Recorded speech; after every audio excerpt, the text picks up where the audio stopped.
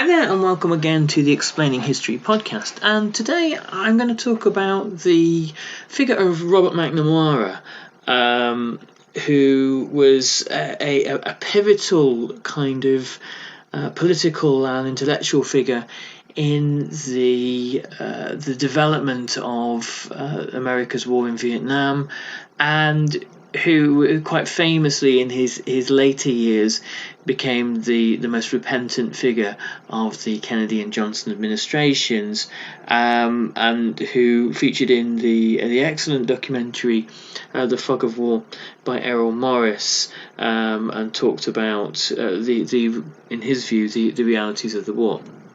McNamara is an interesting character for a number of reasons, principally because of his kind of technocratic and almost businesslike view of war, and his idea that war could be run through quotas and targets, and that war was simply a matter of more effectively wearing down the enemy.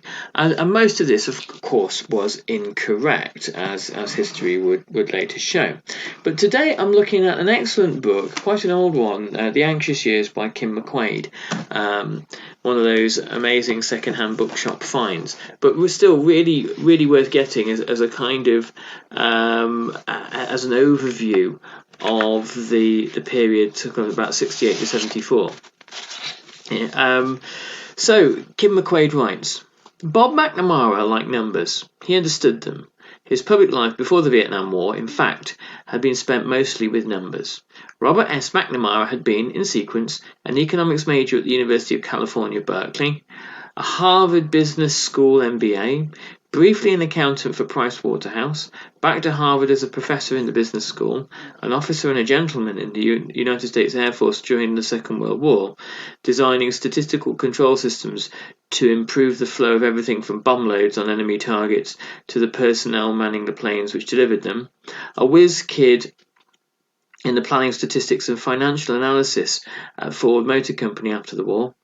In late 1960, the first president of the Ford Motor Company, one of the largest corporations in the United States and the world, who was not a Ford family member.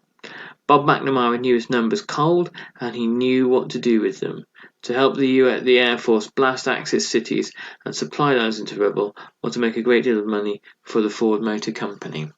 McNamara and Air Force General Curtis LeMay worked out the most effective way of firebombing Japanese cities into ash. The firebombing done to Japanese cities outweighed the damage of 2 atomic bombs on Hiroshima and Nagasaki many times over. And McNamara believed that wars could be won through this, through the kind of the application of industrial processes and managerial processes to war. And I suppose he wasn't alone in thinking this. His counterpart in Nazi Germany would have been Albert Speer, who applied these sorts of ideas to war production. The British under Arthur Bomber Harris had similar views on the concentration and intensity of force, and the use of aerial intelligence to destroy targets that had been missed on previous raids.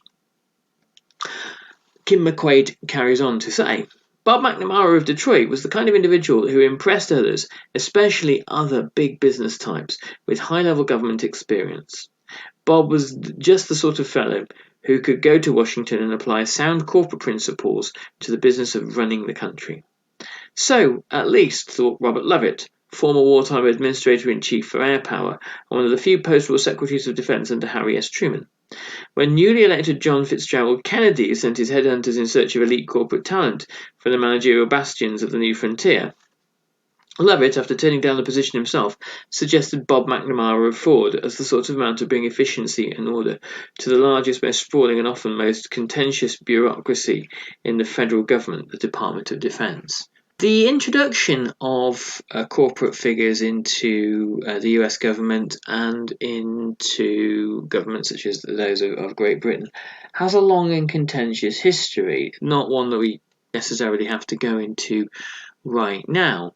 But Roosevelt believed that bringing in both the best of academia and brains from US business was a kind of an astute move. And US presidents generally have more leeway, particularly than British prime ministers, to appoint people to their cabinet, to put whomsoever they choose to their cabinet, which is why the trend is over time in America to having more and more corporate figures and business figures in cabinet at the expense of people who are seasoned career politicians.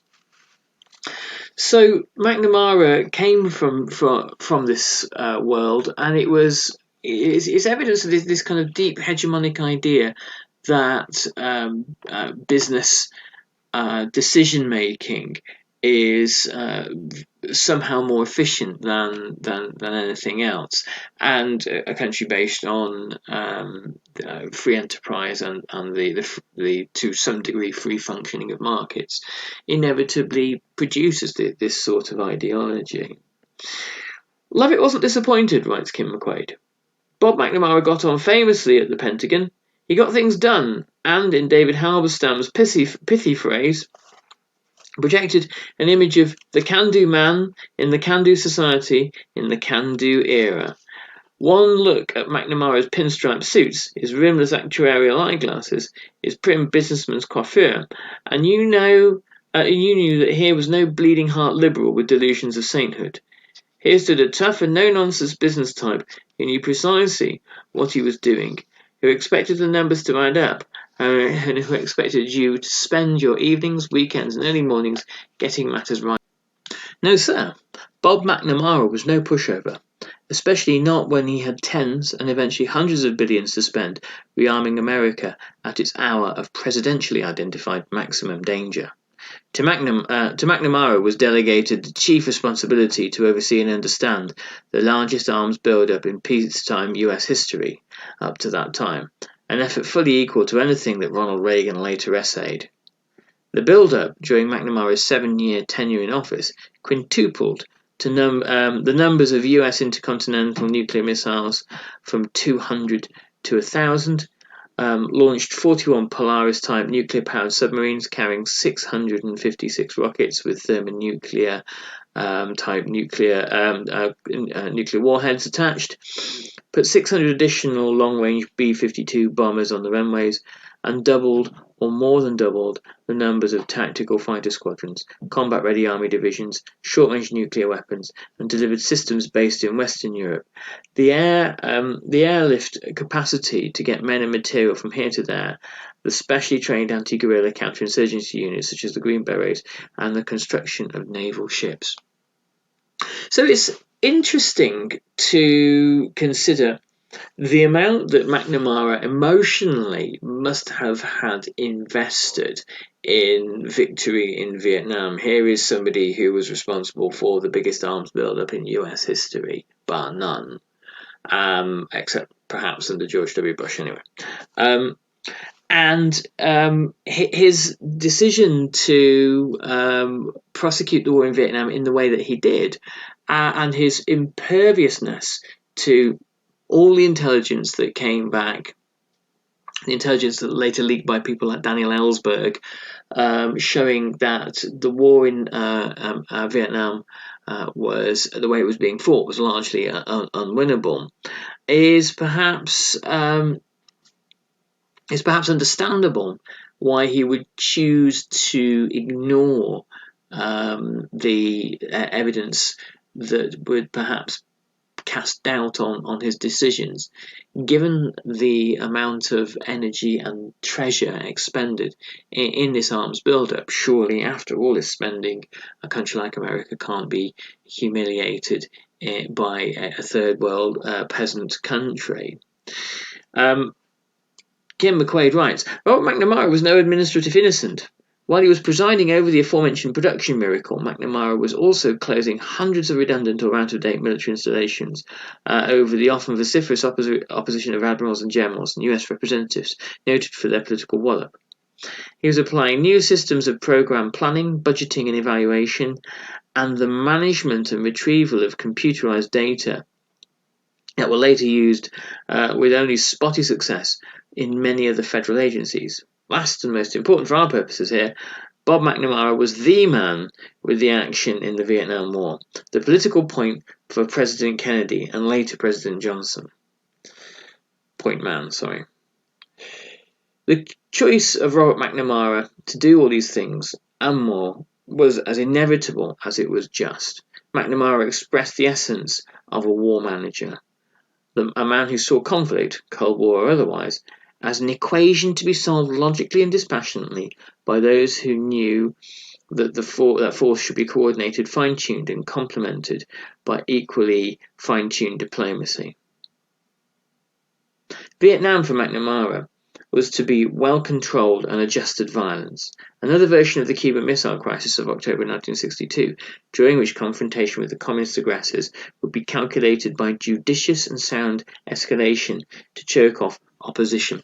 It's almost as if McNamara, somebody who came from a technocratic and managerial world, who was of the generation of time and motion studies and Taylorism, believed that there was a kind of a scientific and behavioural and managerial way of winning the Cold War. And that by carefully looking at the data and calibrating one policy against another, calibrating the movement of a division against another set of military options, that this could possibly work. And in a way, it looks to our eyes now to being hopelessly naive. But actually, the McNamara's managerialism, it endured long after he stepped down.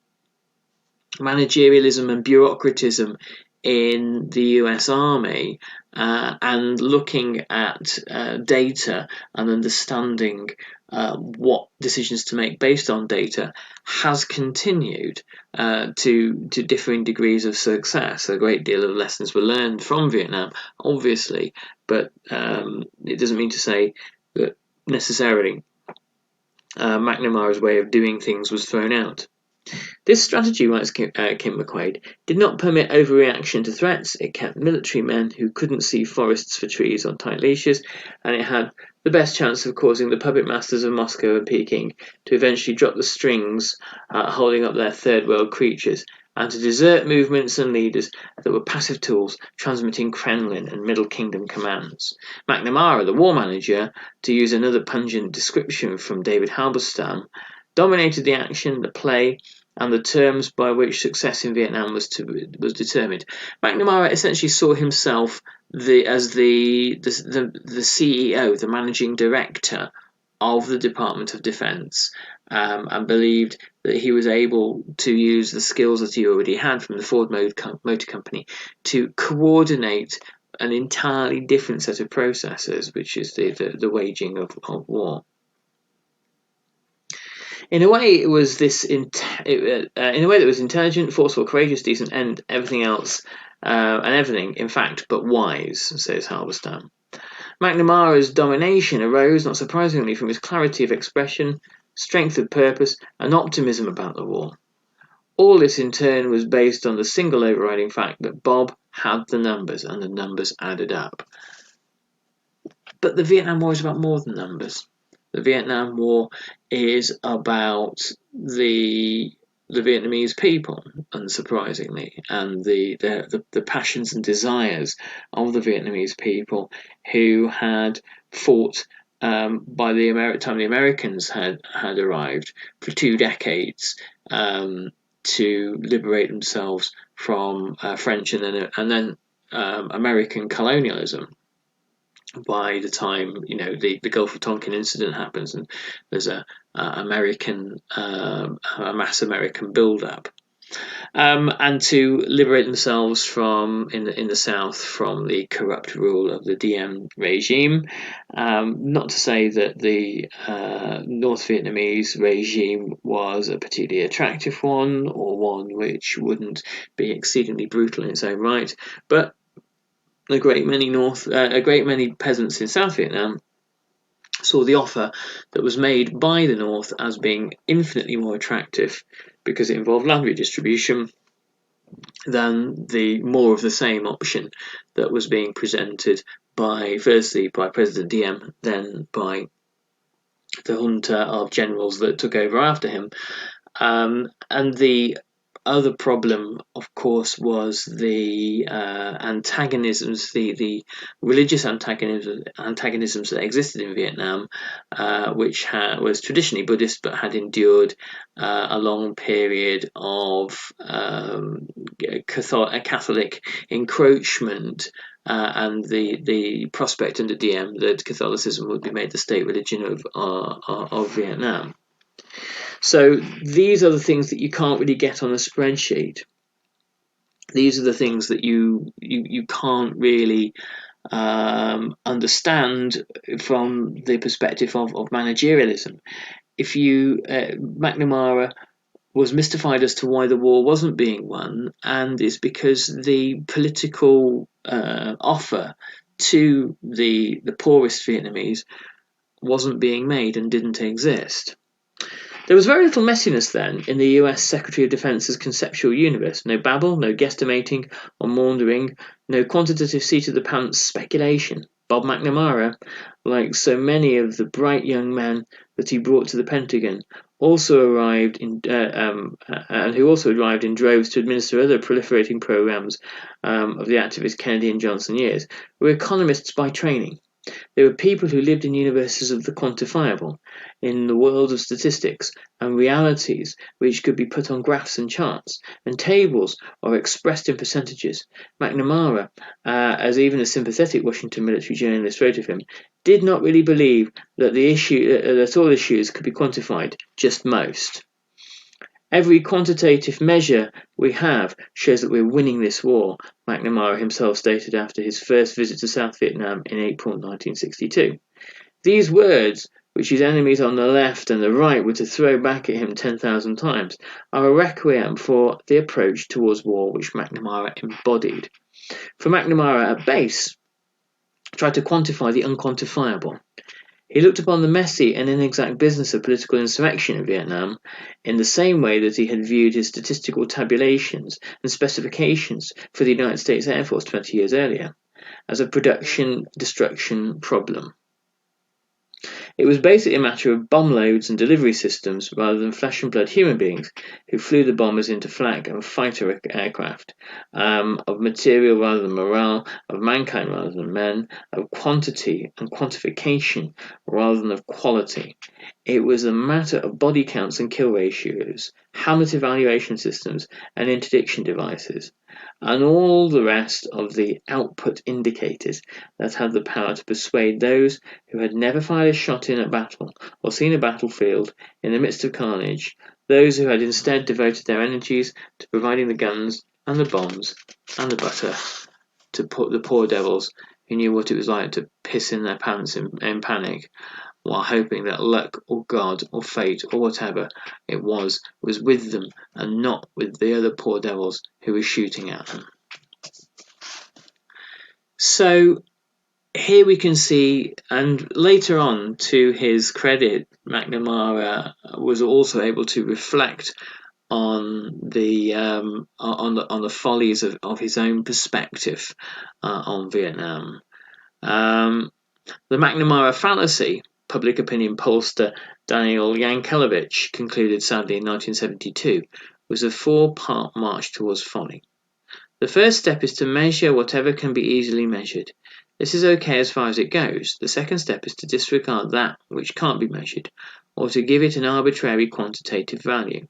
This is artificial and misleading. The third step is to presume that what can't be measured easily isn't really very important. This is blindness. The fourth step is to say what we can't easily be measured really doesn't exist. This is suicide. Yet all of the self-defeating artifice mentioned by Yankelevich, and more besides, writes Kim McQuaid, was practiced by McNamara and McNamara's men, both civilian and military. Shortly before he left the Department of Defense in the latter days of the Tet Offensive, McNamara himself had apparently begun to sense the fundamental accuracy of much of what fellow number cruncher Yankelevich would say. He would confide to friends, Halberstam reported, that if they had only known more about the enemy, more about the society, if there had only been more information, more intelligence about the other side, perhaps it would never have happened. Though, of course, one reason there was so little knowledge about the enemy and the other side was that no one was as forceful as McNamara in blocking its entrance into the debates. And here we see a kind of colonial attitude in McNamara's preference for raw numbers over knowledge of the society in which America was waging war.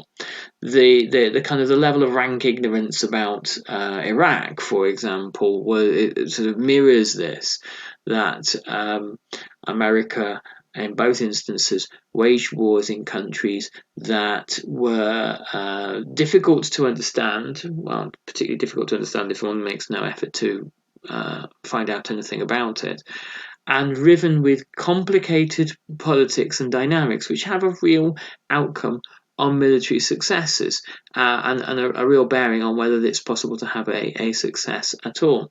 These sort of nuances and subtleties were things that McNamara didn't like and didn't feel accustomed to or capable of really addressing. So, as Yankelevich says, these sorts of things were set to one side and ignored and overlooked. In a way, the approach in Iraq was, the refusal to recognise that there were different competing ethnic groups and that ethnic and religious rivalries would explode without any, without Saddam Hussein, and particularly if the Shias were given sort of militia powers over the rest of the country. But in that instance, there was a far greater deliberacy on the part of Donald Rumsfeld to create as much anarchy as possible, famously saying, that freedom is messy, when it looks like museums in Baghdad were being burned to the ground and priceless works of art and treasures being destroyed. McNamara wasn't like that at all.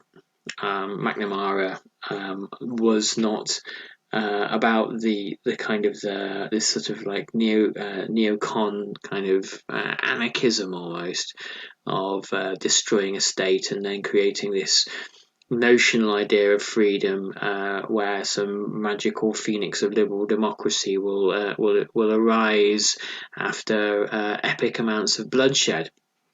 Not at all. McNamara believed that Western goals, which are inherently benign in his eyes, and US policy in the Cold War could be achieved through the rational application of managerial techniques. And it was this kind of unblinking, or blinkered, if you will, nature to nuance and complexity, which was not the deciding factor in the chaos of the Vietnam War, because the disaster in Vietnam has many fathers, if you will. But it was a significant factor in creating unworkable policies that by 1968 presented first Johnson and then Nixon with the realization that the Vietnam War was unwinnable. Anyway, thanks very much for listening. You can still pick up this book online. If there's anything that I've talked about in the last few months that you take the fancy to, follow the links below, order from Storytellers Inc. They'll give you 10% off if you quote Explaining History. They're a little independent bookshop, they're worth supporting, and that's really what we should be doing at Christmas time. Thanks very much, everybody, and I'll catch you on the next Explaining History podcast. All the best, bye-bye.